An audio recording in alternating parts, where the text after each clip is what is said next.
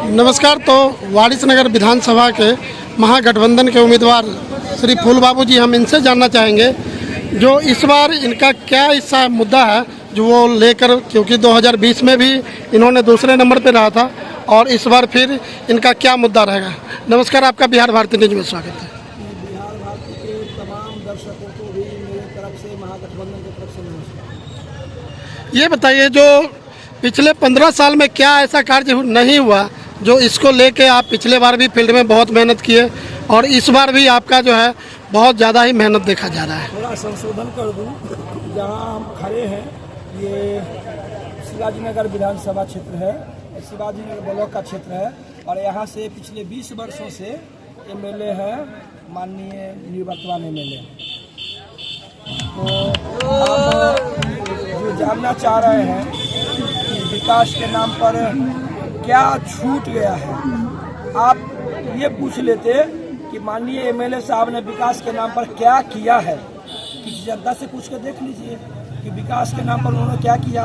उनके जो फंड जितने हैं वो विकास मद की जो राशि है वो तो केवल और केवल ग्रामीण सड़कों पर खर्च किए और सड़कें भी ऐसी बनवाते हैं कि वो बस एक बारिश आती है टूट के गड्ढा में तब्दील हो जाती है, साल भर के अंदर में फिर से गड्ढा में लोग हिचकोले खाने के लिए विवश हो जाते हैं। लूट होती है, 70% राशि चोर बाजार में, 30% धरातल पर उतरता है और इसके खिलाफ कार्रवाई अभी तक इसलिए नहीं हुई कि एक नीतीश जी की सरकार थी या उसके चहेते ये एमएलए हुआ करते थे।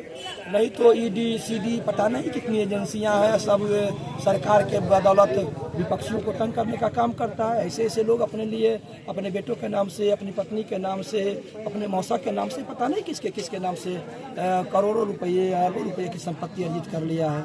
इस पर तो पहले ही कार्रवाई होनी चाहिए थी, जाँच होनी चाहिए थी, बेनामी संपत्ति जब्त किया जाना चाहिए था, लेकिन ऐसा कुछ भी नहीं हुआ। एनडीए के तमाम नेता जो है परिवारवाद को लेकर हमेशा मुद्दा उठाती रहती है और उसके अपने ही घटक दल में ये तमाम जो है परिवारवाद चल रहा है, उस पर क्या कहना चाहेंगे? पता नहीं नेता क्यों ऐसा बोलते हैं, ये उन्हीं से पूछ लीजिए। 9वीं पास बार बार बोलते रहते हैं तेजस्वी यादव जी के बारे में कि 9वीं पास है, लेकिन तेजस्वी यादव जी जब विधानसभा के अंदर में विपक्ष के नेता होने के नाते सवाल पूछते हैं तो पसीना उतर जाता है। इनके पीएचडी वाले मंत्री लोगों को भी पसीना उतरते रहता है। इनकी समझ में नहीं आता है कि इनके सवालों का कैसे जवाब दें, फिर भी थत्थर की तरह ये आवाज उठाते रहते हैं। झूठ को इतनी बार बोलते हैं, गोलबरकर के चेले हैं, झूठ को इतनी बार बोलते हैं कि सच बन जाए। इसलिए मैं बताना चाहता हूं कि वारिसनगर के लोग ने शिद्दत के साथ इस बात को महसूस किया है कि वारिसनगर में कोई वंशवाद नहीं चलने वाला और हाँ, उनके बेटों को अगर क्वालिटी है तो जनता के बीच में जाए, सामाजिक कामों में हाथ बटाए और जनता के चहेते उम्मीदवार के रूप में वो आ सकते हैं। इसमें कोई जरूरत नहीं। लोकतंत्र है, लोकतंत्र में सबको आने का अधिकार है, चुनाव लड़ने का अधिकार है, लेकिन जनता के बीच में रहने के बाद, जनता के लिए सेवा करने के बाद क्या उनका ट्रैक रिपोर्ट है भाई, क्या किया है क्षेत्र में। मुन्ना जी ने पहले क्या किया उसका हिसाब जब मांगता है, गांव से खदेड़ कर लोग भगा रहे हैं उनको। इसलिए ये सब कुछ नहीं चल रहा। महागठबंधन वारिसनगर में अपार मतों के अंतर से जीत रहा है और पूरे बिहार में महागठबंधन के पक्ष में लड़ रहे हैं। हमारी सरकार 14 नवंबर को बनने जा रही है। मंजरी मृणाल जी को तो ये तक नहीं पता जो वारिसनगर में कितना वोटर है, उस पर क्या कहना चाहेंगे? देखिए, अब ये तो हो सकता है कि उनका हो सकता है कि वो उनका स्लिप कर गया हो ट्रक, हम ये मानते हैं उनको बचाव कर देते हैं अपनी तरफ से। उनको जानकारी होगी लेकिन बोलने में धोखा से बोला गया होगा, लेकिन 5 गांवों का नाम उनको नहीं मालूम है, ये बात हम जानते हैं। इसलिए भाइयों, उन पर हम कोई किसी प्रकार का कोई कमेंट नहीं करना चाहते। वो उम्मीदवार है, वो जनता के बीच में आए, अपनी बात रखे, अपना विजन रखे। जनता यदि उनको पसंद करती है, जनता मतदाता मालिक है, जिनको पसंद करे, जिनके मत पक्ष में मतदान करे, वो तमाम उनका डिसीजन हमारे सड़कों पर। शत्रुघ्न जी, जब सरकार जो 10,000 रुपया दे रही थी तमाम महिलाओं को, तो उस पर विपक्ष का कार्य था जो उसका विरोध करना चाहिए, तो विपक्ष आखिर विरोध क्यों नहीं किया? हम लोग तो बोल रहे हैं जो घूस दे रहा है, इस समय से 20 साल से क्या किया था। हम लोगों ने जब पूर्व में कह दिया कि हम 1500 रुपया आपको वृद्धा पेंशन देंगे, 2500 रुपया माई बहन योजना के तहत हर महिलाओं को 30,000 रुपया सालाना देंगे और बिजली 200 यूनिट फ्री देंगे, 500 रुपया के गैस सिलेंडर देंगे, बेरोजगार को रोजगार देंगे, हर घर नौकरी देंगे। तो इनको लगा कि आज अब तो ये करने जा रहा है, इसीलिए कुछ कुछ देना शुरू कर दिया। तो ये तो घूस दिया है, तो हम लोग विरोध करते हैं।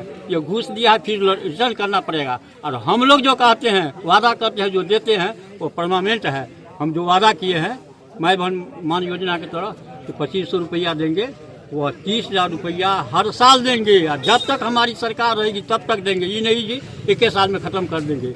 500 रुपया गैस सिलेंडर के लिए बराबर के लिए कहे हैं, 1500 रुपया वृद्धा पेंशन बराबर के लिए कहे हैं, और रोजगार हर हाल में देंगे। 20 दिन के अंदर में हम इसका कानून बनाएंगे और 2 साल के अंदर में जितने घर है हर घर एक एक नौकरी देंगे। हमारी सरकार जो बोलती है, जैसे तेजस्वी जी बोलते हैं, अगले बार भी वादा किए थे 10 लाख नौकरी, वो दिए कि नहीं? सारे लोग जानते हैं जी, ये जितने भी टीचर कर्मचारी हुए हैं परमानेंट वही किए हैं, ये नियोजित शिक्षक हैं उनको परमानेंट वही किए हैं। और कुछ सृजित था 3.5 लाख, वह सरकारी पलटूराम गिरा दिए, इसके बाद नहीं तो वो भी होता। हमारी सरकार अभी झारखंड में है, देखिए वहाँ जो वादा किया गया, जो हम लोग वादा करते हैं वहाँ वादा किया, वहाँ पर सब पेमेंट हो रहा है। इसलिए हम भरोसा दिलाना चाहते हैं अपनी जनता भाइयों को, जो हम कहते हैं वो करते हैं और करेंगे। चलिए, यहाँ पे महागठबंधन के प्रत्याशी फूल बाबू जी हैं वारिसनगर से, जो कि बहुत ही मेहनत से पिछले 2020 में भी इन्होंने मेहनत करके अपना जगह बनाया और अभी फिर जो है इनको जनता का फुल अपार समर्थन मिल रहा है। धन्यवाद।